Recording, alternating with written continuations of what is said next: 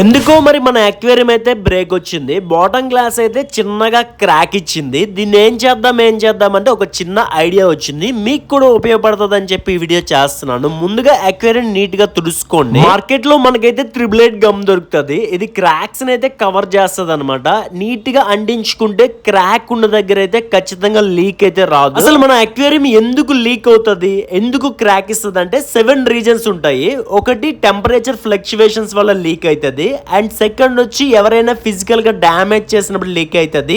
మిగిలిన 5 తెలుసుకోవాలంటే నాకు కామెంట్ సెక్షన్ లో నేను పెడతాను, అక్కడ నుండి చూడండి. ఇలా రిపేర్ చేయడం ఎవరికి నచ్చకపోతే కొత్త గ్లాస్ అయితే పెట్టేసుకోండి. నేనైతే అంత అందంగా కనిపించాల్సిన అవసరం నాకు లేదు కాబట్టి అండ్ అవుట్ సైడ్ అయితే నేను రాసుకుంటున్నాను. బాగా ఎండిన తర్వాత ఇన్సైడ్ కూడా మనం వేసుకోవాలి. బోత్ సైడ్ వేసుకున్నప్పుడు మాత్రమే లీక్ అనేది రాదు అండ్ ఫ్యూచర్ వస్తుంది. మీ అక్వేరియం పెట్టే ప్లేస్ ని బట్టి కూడా ఉంటుంది. ప్రాపర్ ప్లేస్ లో పెట్టకపోతే ఖచ్చితంగా మీ అక్వేరియం కూడా క్రాక్స్ వస్తుంది. ఒకసారి చెక్ చేసుకోండి.